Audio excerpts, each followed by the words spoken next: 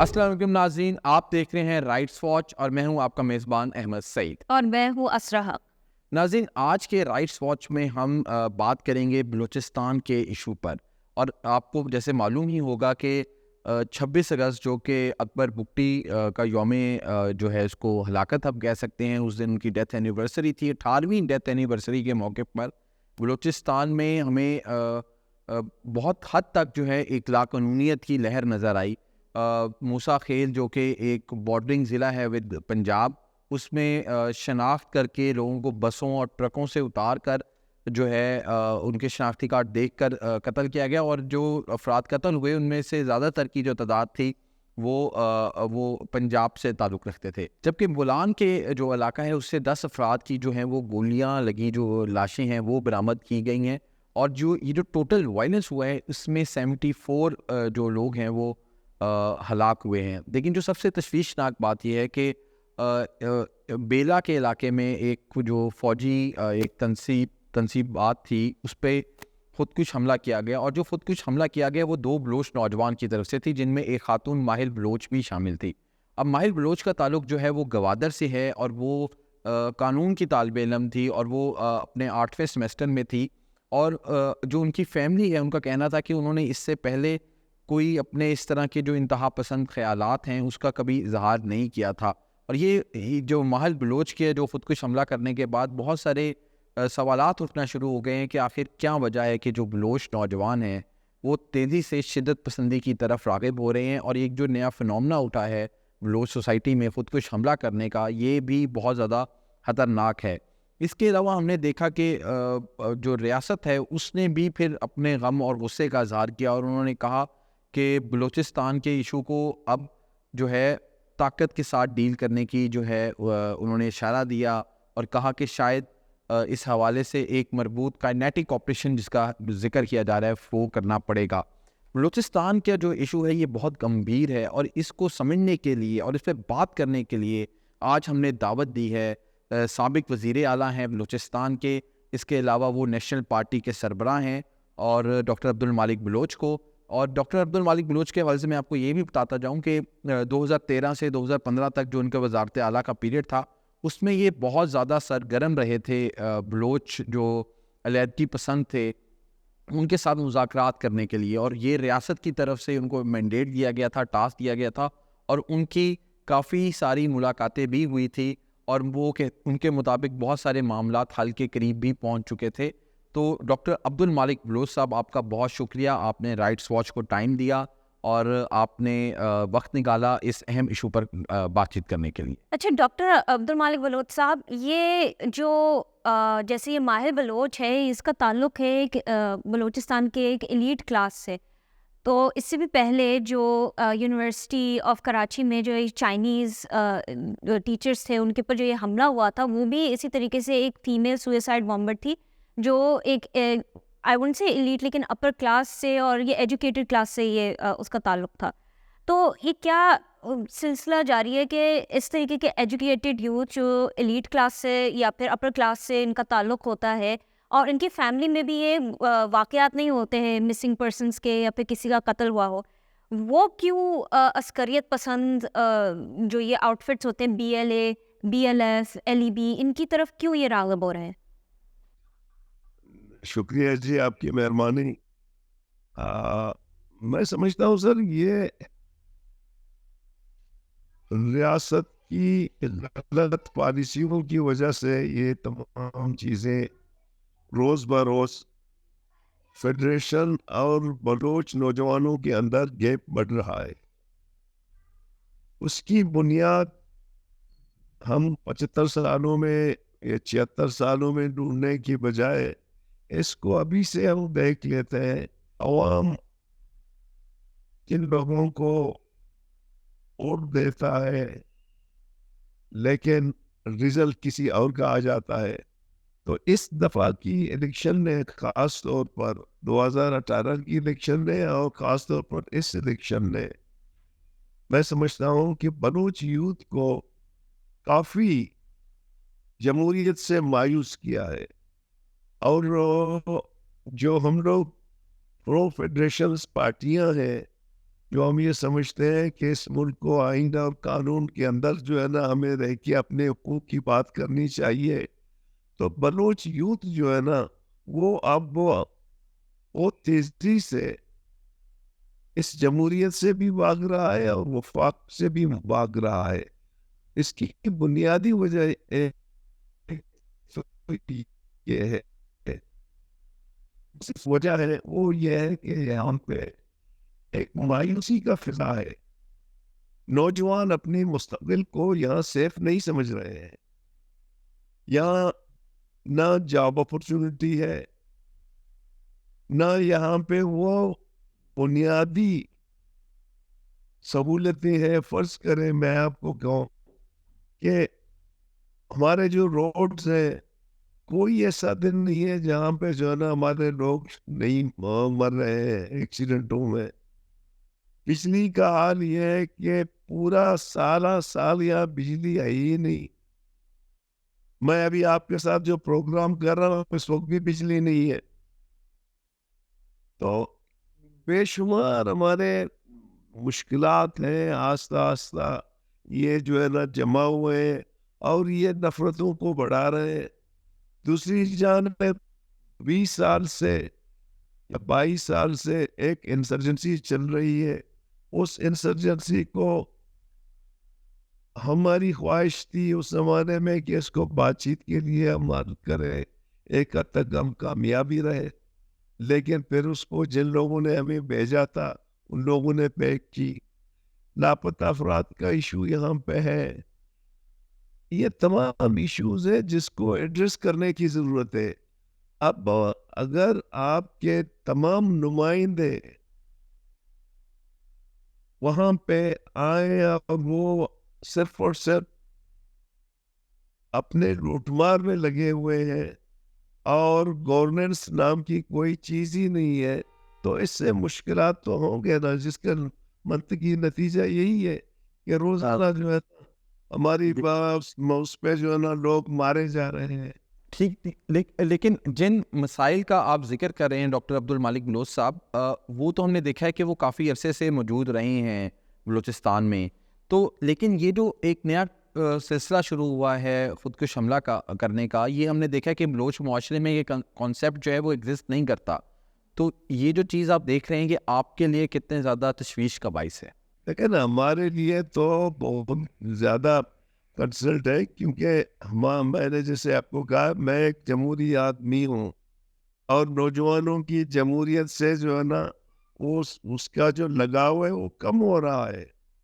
اور روز بروز یہاں پہ ملیٹنسی بڑھ رہی ہے، جس میں خودکش ایک نیا فنامنا آیا. اور خاص طور پر ہماری خواتین کی جو خودکش ہے یہ بالکل نئی فنامنا ہے.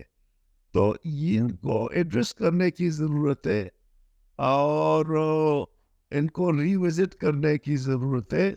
لیکن جب صاحب اقتدار ہمارے یہ چیزیں ان کو نہیں دیکھتے اور بلوچستان کو سیکورٹی نقطۂ نظر پہ ڈیل کرے، پولیٹیکلی نہیں. جب تک بلوچستان کو آپ پولیٹیکلی ڈیل نہیں کریں گے یہ مشکلات کم نہیں ہوں گے، زیادہ بڑھیں گے.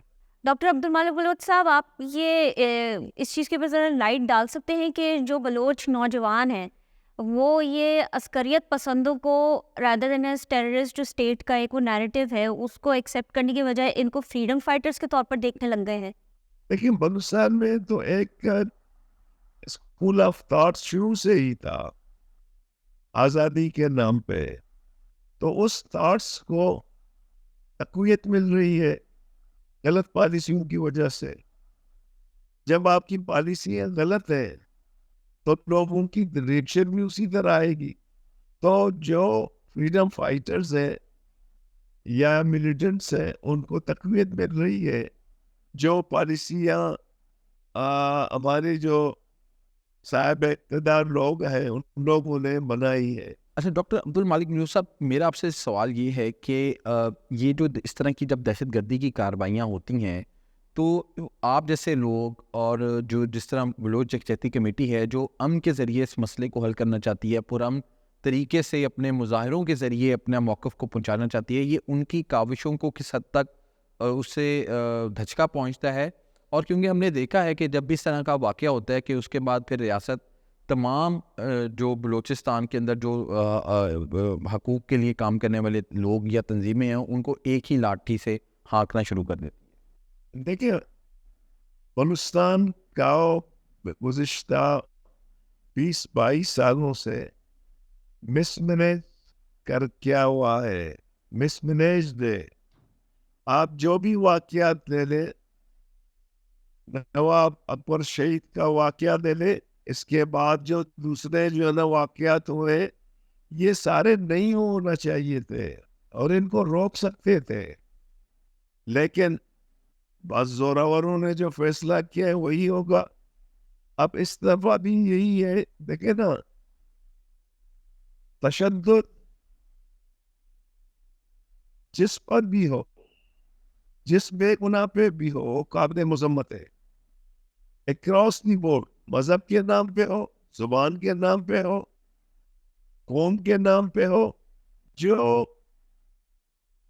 زیادتی ایک عام غریب پہ ہوگا وہ قابل مذمت ہے. تو یہی جو مس مینجمنٹ ہوئی, بلوچ یکجہتی کی جو جلسہ تھی, اگر اس کو چھوڑ دیا جاتے تو 7-8 آدمی نہیں مرتے اور پتہ نہیں کتنے لوگ زخمی نہیں ہوتے, ایک دن میں وہ جلسہ ختم ہو جاتا تھا. لیکن اس کو لوگوں نے طاقت کے زور پہ کچل دیا اور اس کے نتیجے میں نفرتیں بڑھ گئیں, اور اس نفرتوں میں جو ہے نا روز بہ روز جو ہے نا وہ زیادہ وہ گیپ آ رہا ہے. اسی طرح جو ابھی کچھ یہ جو لہر آ گیا ہے, اس لہر میں جو بے گناہ لوگ راڑا شام میں مارے گئے, یا کلات میں جو ہمارے لیویز کے اور پولیس کے اور عام شہری 10 کے قریب مارے گئے, یا کولپور میں جو لوگ مارے گئے, یہ ایک تاثر صرف دیا جا رہا ہے کہ صرف پنجابی کو مارا جا رہا ہے. میں سمجھتا ہوں کہ دہشت گردی کی زد میں سب ہے. یہ جو کلات میں مارے گئے یہ تو سارے بلوچ تھے, 10 کے 10 بلوچ تھے. کولپور میں جو مارے گئے وہ 4 کے 4 بلوچ تھے.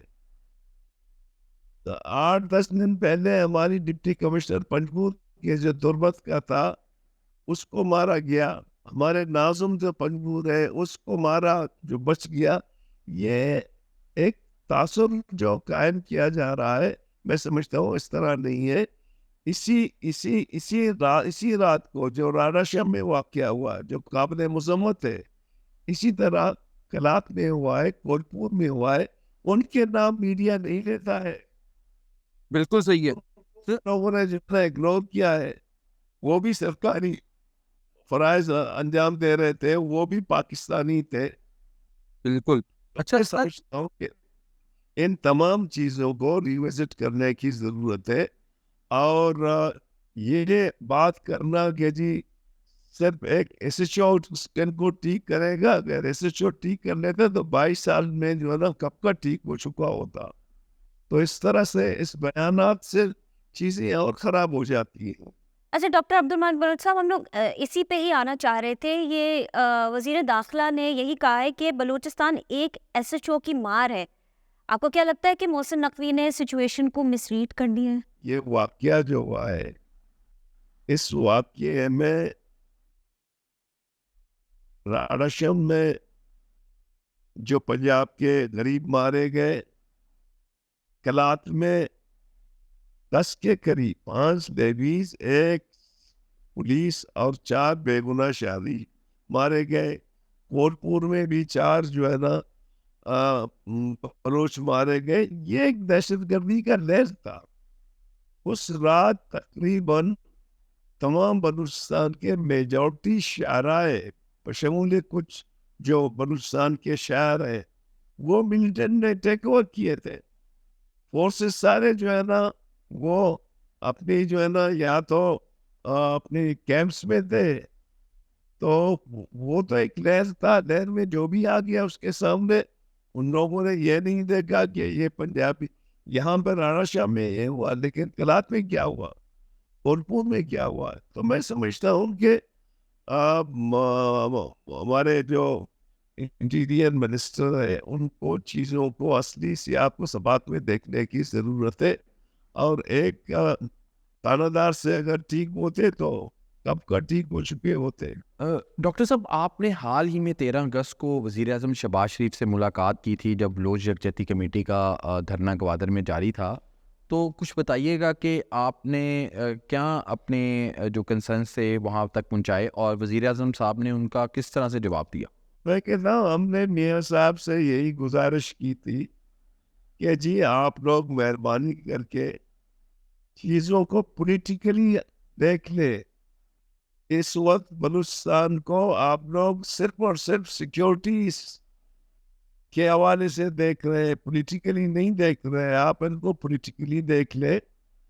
یہاں پہ مسنگ پرسن کا مسئلہ ہے، اس کو آپ ایڈریس کریں. یہاں پہ بے روزگاری ہے، اس کو ایڈریس کریں. یہاں ڈیولپمنٹ ہے، اس کو ایڈریس کریں. یہاں جو مایوسیاں ہیں ان کو آپ ایڈریس کریں. تب جا کے ایک کانفیڈنس بلڈنگ ہوگی اور دوریاں نزدیکی میں بدل جائے گی، اور پھر آپ آہستہ آہستہ مذاکرات کے لیے اپنے آپ کو آگے بڑھا سکتے ہیں. اگر نہیں، پھر آپ کہتے ہیں کہ صرف ہم اس کو پولیٹیکلی آج تو یہ تھے. میں نے آپ کو کہا کہ 2014 میں 24 میں جو الیکشن ہوئے تھے، عوام کو تو ووٹ کا حق بھی چھینا ہے. عوام نے کسی اور کو ووٹ دیا ہے اور ایم پی اے اور ایم ایل اے کوئی اور بنا ہے. تو اس طرح سے کیسے چیزیں ٹھیک ہوں گی جی؟ اچھا ڈاکٹر عبد المالک بلوچ صاحب، آپ بلوچستان کے وزیر اعلیٰ رہ چکے ہیں اور آپ کا یہ بقول یہ مذاکرات کی طرف آپ نے ایک بہت ہی قریبی سے دیکھا تھا کہ مذاکرات کی طرف آلموسٹ یہ ڈیل کلوز ہونے والی تھی. تو آپ کو کیا یہ خدشہ ہے کہ اس ایونٹ کے بعد اب جو صوبے میں ہے اس میں کوئی بڑا ملٹری آپریشن اس کا خدشہ ہے؟ دیکھیں، میں تو سمجھتا ہوں کہ ملٹری آپریشن تو 22 سالوں سے ہو رہا ہے. اب مزید ملٹری آپریشن سے آئی ڈونٹ نو کہ ان کا نقطۂ نظر کیا ہے. چیزیں آپریشنوں سے ٹھیک نہیں ہوتی ہیں، چیزیں محبتوں سے ٹھیک ہوتی ہیں، دوریوں کو ختم کرنے سے ٹھیک ہوتی ہیں. تو میرا تو لیڈرشپ کو یہی مشورہ ہے، چاہے وہ عسکری لیڈرشپ ہے یا سیاسی لیڈرشپ ہے، کہ آپ چیزوں کو مثبت انداز میں دیکھیں، ان کو جوڑنے کی کوشش کریں بجائے آپریشن کے بارے میں. آپریشن تو 22 سال سے آپریشن ہو رہے ہیں، انٹیلیجنس بیس آپریشن ہے، آپ جو بھی ان کو آپ نام دے دیں. یہاں تو آپریشن تو ہو رہے ہیں. آپریشنوں سے مسئلے تو حل نہیں ہوں گے، بلکہ آپ مذاکرات سے مسئلے حل کر سکتے ہیں، آپ ریفارم سے مسئلے حل کر سکتے ہیں. یہ تمام میئرمنٹ ہے جو آپ لے کے چیزوں کو بہتر کر سکتے ہیں. بہت شکریہ عبد المالک بلوچ صاحب، آپ نے رائٹس واچ کو ٹائم دیا اور بلوچستان کا جو انتہائی اہم مسئلہ ہے اور انتہائی پیچیدہ مسئلہ ہے اس کے حوالے سے آپ نے ہمارے ناظرین کو آگاہ کیا، اور جو آپ کا اپنا ایکسپیرینس رہا ہے ایز اے نیشنلسٹ لیڈر اور پھر ایز اے وزیر اعلیٰ، وہ آپ نے بڑے ہی تفصیل سے ہمیں بیان کیا. آپ کا بہت بہت شکریہ ہمیں ٹائم دینے کا. ناظرین، اب ہم لوگ رخ کرتے ہیں آزاد کشمیر کا، جہاں پر 26 اگست کو عباس پور پولیس نے ایک female student leader, Jammu Kashmir national students federation کی یہ ممبر اور ایک کافی فارورڈ قسم کی لیڈر ہیں، ان کو بلاسفیمی چارجز کے انڈر ان کو اریسٹ کیا گیا تھا. اب یہ جو سارا سلسلہ ہے یہ 26 اگست کی نہیں ہے، یہ اصل میں بہت پیچھے بھی ایک اسٹوری چلتی آ رہی ہے. ان دونوں رپورٹس کے مطابق یہ دو لیڈران تھے، ایک فیمیل اسٹوڈنٹ اور ایک میل اسٹوڈنٹ، دونوں یہ اس JKNSF کے یہ پرومیننٹ اسٹوڈنٹ لیڈرس تھے. ان کا تعلق تھا جوائنٹ عوامی ایکشن کمیٹی کا، جو مئی کے اندر ایک پروٹیسٹ موومنٹ چل رہا تھا for the rights of Kashmir. So اس سے جب تعلق ان اسٹوڈنٹس کا بنا، اور یہ بعد میں آ کے ابھی لیٹلی انہوں نے ایک نظم جو ہے وہ شیئر کی تھی اپنے سوشل میڈیا پہ. یہ جب انڈیا میں 9 اگست کو وہ ایک فیمیل ڈاکٹر کا ریپ مرڈر ہوا تھا، تو اس سے متعلق انڈیا کے کئی ہزار شہری تھے جنہوں نے اس کیس کے اوپر ایک نظم جو ہے وہ اپنے سوشل میڈیا پہ شیئر کی تھی. اسی کو انہوں نے پھر کاپی پیسٹ کر کے، جو یہ 2 لیڈران ہیں، اسٹوڈنٹ لیڈران ہیں، انہوں نے یہ کاپی پیسٹ کر کے اپنے فیس بک پہ لگا دی تھی. جب یہ انہوں نے فیس بک پہ لگایا تو ان کے خلاف ایک سوشل میڈیا کیمپین جاری ہو گیا تھا بلاسفیمی کے انڈر.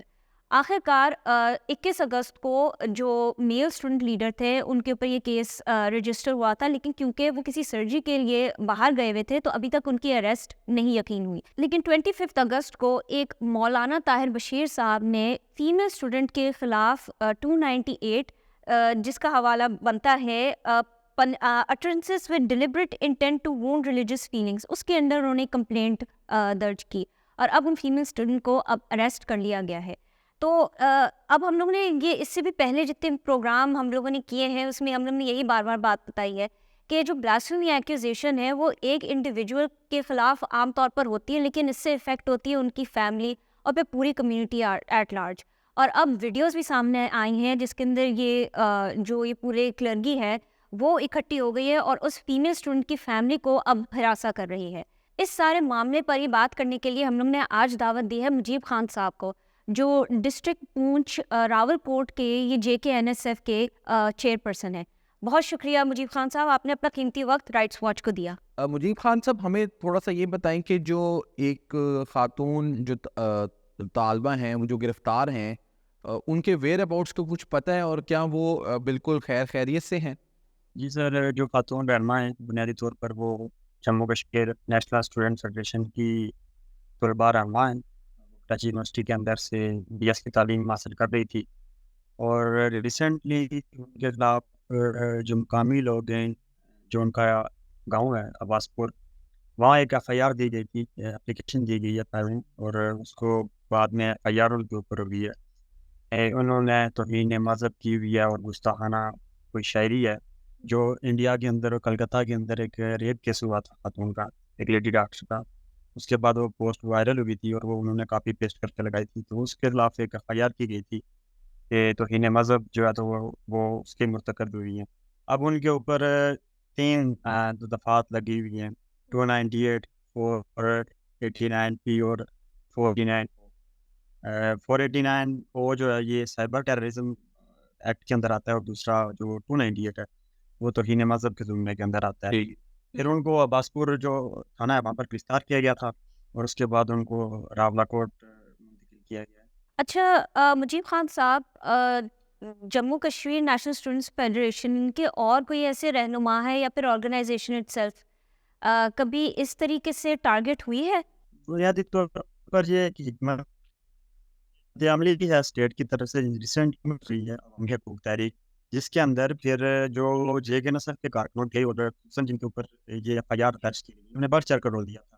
مثلا جو خاتون رہنما ہیں، انہوں نے جب جموں کشمیر کے لوگ جو کراچی میں مقیم تھے تو انہوں نے اپنی ایجوکیشن اس کے دوران وہاں پر عوامی ایکشن کمیٹی کو منظم کرنے میں، وہاں پر مظاہرے منظم کرنے میں، اور اس کے علاوہ جو مارچ ہوا تھا جس کے اندر اس تحریک کے حوالے سے ایک منطقی نتیجہ برآمد ہوا تھا، اس کے دوران چند جو خواتین تھی، گنی چنی خواتین جنہوں نے شرکت کی تھی اس مارچ کے اندر، اس میں JKNSF کی خاتون رہنما جو ابھی گرفتار ہیں انہوں نے بڑھ چڑھ کر رول دیا تھا، اس کے اندر قائدانہ رول دیا تھا، اور وہ اس مارچ کا بھی حصہ رہی ہیں. صحیح ہیں اور یہ بنیادی طور پر پھر ریاست اس جو موومنٹ ہے اس کے بعد انتقامی کارروائیاں لی جا رہی ہیں. اس سے قبل بھی JKNSF کے اوپر مذہبی انتخاب پسندی، رجت پسندی کے حملے کیے گئے، اسٹیٹ اسپانسرڈ جو ہے اٹیک وہ کیے گئے، اور اس کے خلاف JKNSF پھر لڑتے ہوئے جیتتے ہوئے یہاں تک پہنچی ہے. اور موومنٹ کے بعد نہ صرف JKNSF کی کارکنوں کے اوپر اس طرح کے مذہبی جو حملے وہ کیے جا رہے ہیں اسٹیٹ کی طرف سے، بلاسفیمی کے کیسز بنائے جا رہے ہیں، بلکہ دیگر جو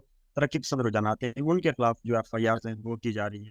یہ پورا ماحول جو ہے وہ بنایا گیا ریاست کی جانب سے، جس کے اندر پھر JKNSF کے جو کارکنان ہیں ان کو ٹارگٹ کیا گیا ہے، ان کے خلاف جو ہے FIRs کی گئی ہیں. خاتون رہنما ہیں، ان کے ساتھ JKNSF کی مرکزی جو کابینہ ہے اس کے ممبر ہیں، ڈپٹی چیف آرگنائزر، ان کے خلاف جو ہے FIR درج کی گئی ہے. تال ابھی ان کو گرفتار نہیں کیا گیا، اور وہ بھی جو ہے کوٹلی یونیورسٹی کے اندر BS اردو کے طالب علم ہیں، اور اس تحریک کو بنانے میں मसलन ये जो दोनों रहनुमा हैं, इनका ताल्लुक जो है बुनियादी तौर के ऊपर ये लाइन ऑफ कंट्रोल से जो इनका डिस्टेंस है वो चंद किलोमीटर का है। बिल्कुल अब्बासपुर जो एरिया है, गंभीर एरिया है, वहाँ के ऊपर लोगों की एक शानदार इंटरवेंशन रही है, उस तहरीक के अंदर स्ट्रगल रही है।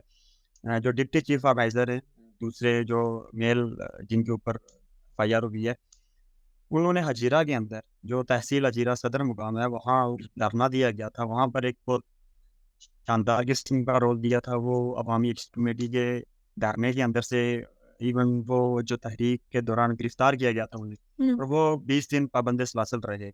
ये जो मुकदमात इन दोनों रहनुमाओं के ऊपर जो किए गए हैं, अब ये DG SSP या किसी मुफ्ती साहब की जो वहाँ पर उनकी मीटिंग के बगैर, उनकी मुश्तरका कंसेंसस बनाए बगैर ये मुकदमा दर्ज नहीं किया जा सकता। लेकिन SHO को दबा कर वो हम देखते हैं कि वहाँ पर एक उस तमाम जो कानूनी तकाज़े हैं उनको छोड़ते हुए, वो गुनाह पूरा करते हुए ये जो है तो FIR दर्ज की गई। बिल्कुल। अच्छा मुजीब खान साहब, मुझे हमने ये पढ़ा भी है, और जो इसके हवाले से जो स्टोरीज पब्लिश हुई हैं कि जो कानूनी तकाज़े हैं FIR दर्ज करने के, इस तरह के जो हसास नौइयत का मामला होता है तौहीन मज़हब को लेकर, वो पूरे नहीं किए गए। तो मुझे ये बताएं कि जो कोर्ट में इस टाइम जो है उनका मामला क्या है? क्या वो जुडिशल रिमांड पे हैं? क्या वो पुलिस की कस्टडी में है? तो जो उनका केस अगर अदालतों में गया है तो ये क्या नुकात वहाँ पे वकला की जानिब से उठाए गए हैं? सर इसके अंदर दो चीज़। सबसे पहले तो जो 298 है दफ़ा लगाई गई है, तौहीन मज़हब का केस किया गया है। उस वक़्त जो कानूनी तकाज़े थे वो पूरे नहीं किए गए थे। मसलन वो जो रिक्वायरमेंट थी उसकी, उनको छोड़े बगैर मुकामी लोगों की ये एक मुकामी जो दरख्वास्त दी गई थी उसके ऊपर जो इन्होंने तो फिर बगैर कंसेंसस बनाए, कानूनी तकाज़े पूरे किए बगैर जो है तो वो ये FIR दर्ज की है। इसके ऊपर फिर जो प्रेशर ग्रुप होते हैं, इसके अंदर हमें थोड़ा एक पॉइंट ऐड करना चाहूँगा मैं। जो दोनों रहनुमाओं के ऊपर मुकदमात हुए, जो खातून रहनुमा हैं जिनके ऊपर मुकदमा हुआ है, वो दरख्वास्त देने के बाद बुनियादी तौर पर काला तंजीम का एक आदमी है, काला दिन तंजीम का, बल्कि उनके जो डिस्ट्रिक्ट का अहदेदार भी है। वो शख्स है, उसके ऊपर 2019 के अंदर एक केस हुआ था, जिसने जो वो एक तालीमी इदारा चला रहा था और उसने अपने स्कूल के अंदर 25 तालिब इल्म थे, उनको कलाड़ी के वो दस्ते के साथ वार करके ज़ख्मी किया था।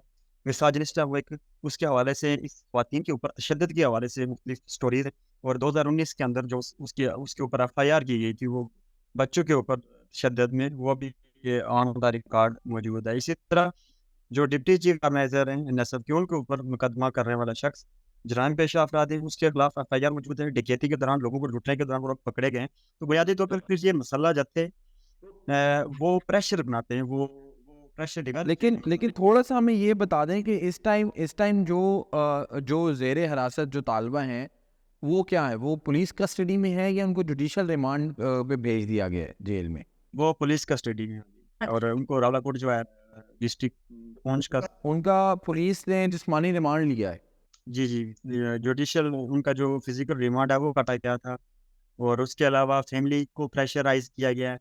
जिस तरह FIR दर्ज करवाते वक्त जो मसला जो थे गैर कानून बालादन तंजीमों के नुमाइंदा लोग थे, जो अस्करी कुव्वतों की बुनियाद के ऊपर उनको प्रेशराइज कर रहे थे इंसानियों को, जिस तरह उन्होंने मुकदमा दर्ज किए। इसी तरह फिर जो विक्टिम है उनके घर का घेराव किया गया है, मुकामी सतह के ऊपर जरिए लगाए गए हैं। तो ये रियासत के अंदर एक रियासत बनाने की कोशिश की गई है, आइन कानून की धज्जियां उड़ाते हुए हमें ये नजर आ रहे हैं।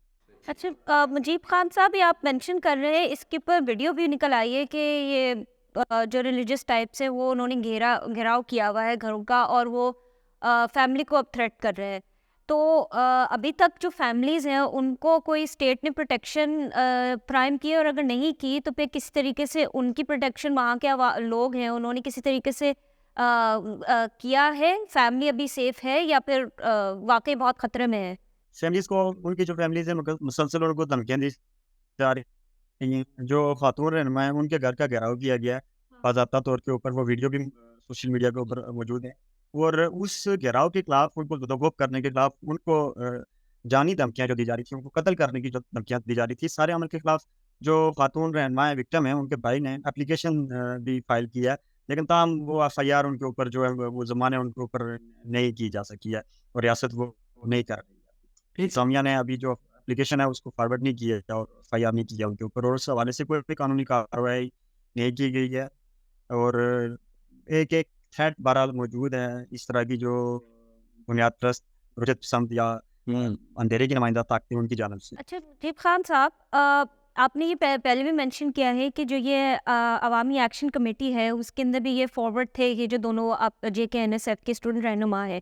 اب JKNSF کے تو یہ ابھی اسٹوڈنٹس کے خلاف یہ درج ہوئے ہیں کیسز, اس سے پہلے بھی احمد فرحات کو اٹھا لیا گیا تھا جو یہ بیچ مئی میں انہوں نے یہ ایک جو وہ تھی پروٹیسٹ ہوئی تھی جوائنٹ عوامی ایکشن کمیٹی کی, اور جو یہ خواجہ خورشید صاحب ہے وہ ان کا تحق ہے, میری طرف سے کوئی انفارمیشن نہیں ہے کہ وہ ابھی کہاں ہے, ان کو بھی اٹھا لیا گیا تھا. تو آپ کو کیا لگتا ہے کہ JKNSF رائٹ ناؤ ان کے پاس کیا وے فارورڈ ہے؟ آئی مین احمد فرحات کے لیے سول سوسائٹی نے اتنی آواز اٹھا لی تھی کہ وہ تو ریکور کر لیے گئے, لیکن خواجہ خورشید صاحب ابھی بھی غائب ہیں اور یہ کیسز آپ کے اب 2 رہنماؤں کے اوپر درج کیے گئے ہیں. تو پھر JKNSF کی سول سوسائٹی ان کا کیا وے فارورڈ نظر آ رہا ہے ان کی یہ خارج کرنے کے لیے جو دفعات لگے ہوئے؟ اس کے اندر اس چیز کو سمجھنے کے لیے ہمیں تھوڑا NSF کے تاریخی پس منظر کو دیکھنا پڑے گا. مطلب NSF ہمیشہ اس خطے کے اندر جو جبر کے خلاف, جو رجت کے خلاف نمائندہ قوت کے طور کے اوپر نوجوانوں کے انقلابی شعور کی ترجمان بھی کرتے ہوئے NSF ہمیشہ سے موجود ہے. اور یہ مختلف ادوار کے اندر NSF کے اوپر مذہبی اٹیکس بنانے کی کوشش کی گئی ہے جن کو JKNSF نے پولیٹیکلی سٹینڈ کرتے ہوئے شکست فاش دی ہے. اور ابھی بھی جو ہم ترقی پسند رجحانات ہیں ان کے ساتھ ملتے ہوئے اس رجت کے خلاف, اس بنیاد پرستی کے خلاف پولیٹیکل جو اپنی لڑائی ہے اس کو جاری رکھے ہوئے. اسی طرح جو لیگل ہماری ٹیم ہے وہ اس تمام کیس کو جو لیگل لڑائی ہے وہ بھی لڑ رہی ہے. لیکن بنیادی طور پر ایک چیز ہے کہ ریاست کی ایک پلاننگ ہے, ایک مائنڈ سیٹ ہے, ایک اپروچ ہے ان کی کہ تحریک کے بعد جو نمائندہ لوگ ہیں یا جو ریزسٹ کرنے والے لوگ ہیں, جو پلان کرنے والے, آرگنائز کرنے والے لوگ ہیں, ان کو ان ایکسیپٹیبل بنایا جائے سوسائٹی کے اندر, ان کی سیاست کے لیے گنجائشیں ختم کی جائیں, ان کے اوپر وہ جو نازک مسائل ہوتے ہیں یا توہین مذہب ہے اس طرح کی چیزیں تمام جو ہے تو ان کے اوپر ان کو بیک. لیکن یہ صرف یہ نہیں ہے کہ ایک خلفت کے اندر سوسائٹی ہے, سماج ہے, سماج کی اکثریت جو اس تحریک کے بعد باشعور ہو چکی ہے, انہوں نے تو ہمارے NSF کے گرفتار رہنما ان کی حمایت کے اندر ایک بڑی موومنٹ ہمیں دیکھنے کو ملی ہے. یہ خوشائن بات ہے. اور اس مطلب اس بنیاد پرستی کو لوگ کافی حد تک ہمیں ریجیکٹ کرتے ہوئے نظر آ رہے ہیں, اس کے خلاف آواز اٹھاتے ہوئے نظر آ رہے ہیں, اور پھر اس کے اندر جو اسٹیٹ کا کریکٹر ہے وہ ایکسپوز ہوتا ہوا نظر آ رہا ہے. جس طرح ماضی کے اندر انہوں نے FIR درج کی ہیں, ابھی کر رہے ہیں, اور یہ جو ابھی یہ خصوصاً NSF کے رہنماؤں کے اوپر جس طرح سے ایک منظم طریقے سے اٹیک بنایا گیا. مثلاً اس کے اندر ہمیں ایک چیز دیکھنی پڑے گی, جس شاعری کو بنیاد بنا کر انہوں نے یہ کہا ہے کہ یہ توہین مذہب کے مرتکب ہیں, وہ ہزاروں جموں کشمیر کے اندر, ایون پونچھ کے اندر ہزاروں لوگوں نے شیئر کی جی. اس کے اندر پھر JKNSF کی کارکنان کو ٹارگٹ کرنا, میدون کو ٹارگٹ کرنا, یہ ایک سوالیہ نشانہ ہے. اور پھر انہوں نے اپنی وال کے اوپر سے جو پوئٹری شیئر کی تھی وہ 2 گھنٹے کے بعد ہٹا بھی دی ہے. ابھی بھی ایسے بہت سارے لوگ موجود ہیں جنہوں نے وہ نظم شیئر کی ہوئی ہے فیس بک کے اوپر, ان کی آواز کے اوپر ابھی موجود ہے, لیکن ان کے خلاف کوئی باز گشت ہمیں نہیں سنائی دیتی. ان کے خلاف کوئی بات کرتا ہوا, کوئی FIR, کوئی اپلیکیشن, کوئی ایک عوامی ٹرینڈ بنتا ہوا نظر نہیں آ رہا ہے. لیکن یہ ایک منظم طریقے سے پھر ان کا جو میڈیا ہے, ریاستی میڈیا ہے کہ جو ٹیمز ہیں, انہوں نے پھر ایک ٹرینڈ بنایا ہے جس کے اندر NSF کے رہنماؤں کے خلاف مذہبی جو توہین ہے وہ الزام لگا کر جو ہے تو ان کو وہ یہ پاور کروانے کی کوشش کی گئی ہے کہ وہ سیاست کے اندر سے ان کے لیے گنجائشیں ختم کی جا رہی ہیں, ان کو بیک فٹ پر دھکیلنے کی کوشش کی جا رہی ہے, یا مستقبل کے اندر جو JKNSF کی لڑائی ہے اس طرح میں روڑے اٹکائے جا رہے ہیں. لیکن ماضی کے اندر اور حال کے اندر جو سٹینڈ ہے تنظیم کی طرف سے, NSF کی طرف سے, دیگر ترقی پسند طلبہ تنظیموں کی طرف سے, اس کے اندر ہم ہوپفل ہیں. جو ہم سے ہو سکا وہ ہم کریں گے, اور اس ایشو کے اوپر کبھی بھی ہم ان کے ساتھ کسی قسم کا کوئی کمپرومائز نہیں ہے. انتظامیہ کی یہ ذمہ داری ہے کہ وہ ریاست کے اندر ریاست بنانے والے کالا دم دہشت گرد تنظیموں کے جو نمائندان ہیں, جو لوگ ہیں جو طاقت کا استعمال کرتے ہیں, جو نفرت کا استعمال کرتے ہیں, ان کو لگام دیں. نہیں تو NSF نے ماضی کے اندر بھی ان قوتوں کے ساتھ ریاستی پشتنائی کے ساتھ بھی ایک لڑائی کی ہوئی ہے اور وہ ایک ترشا روایت موجود ہے جس کو ہم مستقبل کے اندر دہرائیں گے اور ان کے ساتھ کبھی کوئی قسم کا کوئی کمپرومائز نہ کرتے ہوئے اپنے ایجنڈے کی تکمیل جاری رکھیں گے. ٹھیک ہے. قومی آزادی کا طبقاتیت. بہت شکریہ مجیب خان صاحب آپ کا وائس اسپیکر کو ٹائم دینے کا، اور آپ نے اس کیس سے جڑے جو حقائق تھے اور جو معلومات تھی وہ شیئر کی، اور آپ نے ہمیں بتایا کہ کس طرح اس موومنٹ کے بعد جو لوگ اس کے سرکردہ لوگ تھے ان کو ہراساں کیا جا رہا ہے، ان کو جو ہے تنگ کیا جا رہا ہے، اور اس حوالے سے کچھ لوگوں کے خلاف مقدمات درج کروائے گئے تو کچھ لوگوں کو جبری طور پہ لاپتہ بھی کر دیا گیا. اور یہ وہ سنگین نوعیت کے معاملات ہیں جو کہ چل رہے ہیں. لیکن اسرا ہم جو 30 اگست ہے وہ گزری ہے ابھی، اور 30 اگست کو عالمی سطح پہ عالمی یوم منایا جاتا ہے جبری گمشدگیوں کے خلاف. ہم نے یہ دیکھا ہے کہ جو پاکستان ہے اس میں یہ جو ایشو ہے یہ اب پہلے تو معاملہ 2004-05 سے شروع ہوا، اور پہلے یہ فاٹا میں ہوا، پھر یہ اب بلوچستان میں ہوا، اور اب یہ جو مرض ہے وہ بڑھتا جا رہا ہے، اور پورا پاکستان جو ہے اس ٹائم اس کی لپیٹ میں. تقریباً پاکستان کے ہر خطے سے جو لوگ ہیں وہ جبری طور پہ لاپتہ ہیں، اور یہ ایک بڑا ہی تکلیف دہ عمل ہوتا ہے. اگر ہم سٹیٹس کی بات کریں تو اس حوالے سے پاکستان نے ایک کمیشن بھی بنایا تھا، اور اس کی جو جولائی کی رپورٹ ہے اس کے مطابق 30 جون تک 10,285 ان کے پاس کمپلینٹس آئی، جس میں سے 8,015 کیسز کو ڈسپوز آف کیا گیا، اور 6,464 لوگوں کو ٹریس کر لیا گیا، اور ابھی تک 2,270 جو کیسز ہیں وہ ابھی تک انٹریسڈ ہیں یا وہ ابھی تک پینڈنگ ہیں. یہ ایک بہت بڑا نمبر ہے، جبکہ کچھ جو تنظیمیں اس حوالے سے کام کرتی ہیں ان کا دعویٰ یہ ہے کہ جو نمبر ہے وہ اس سے کہیں زیادہ ہے. کوئی 8,000 کا فگر دیتا ہے، کوئی 6,000 کا، کوئی 10,000 کا.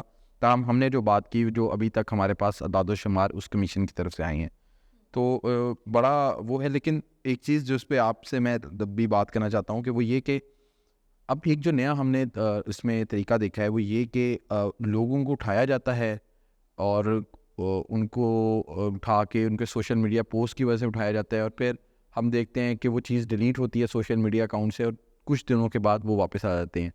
یہ بھی بہت زیادہ کنسرننگ ہے اگر آپ ملک میں آزادی اظہار کے حوالے سے بات کریں تو. ہاں، یہ بالکل صحیح بات آپ کر رہے ہیں.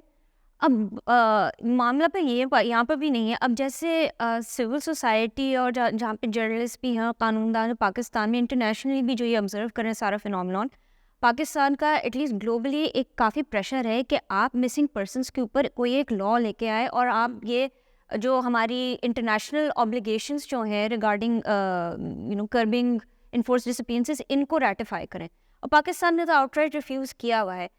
اب دوسری بات یہ بھی دیکھنی کہ کیا یہ قانون کام بھی کر پائیں گے. اب COIED جو ہے commission of inquiry on enforce disappearances وہ ایکٹیویٹ ہوئی ہے، لیکن سول سوسائٹی کا اور اسپیشلی جو مائنورٹی کمیونٹیز ہیں اور بلوچ اور یہ پشتون کمیونٹیز ہیں، ان کا یہ کہنا ہے کہ یہ انتہا ٹوتھ لیس نہ ہے اور عدم اعتماد ہے ان کا.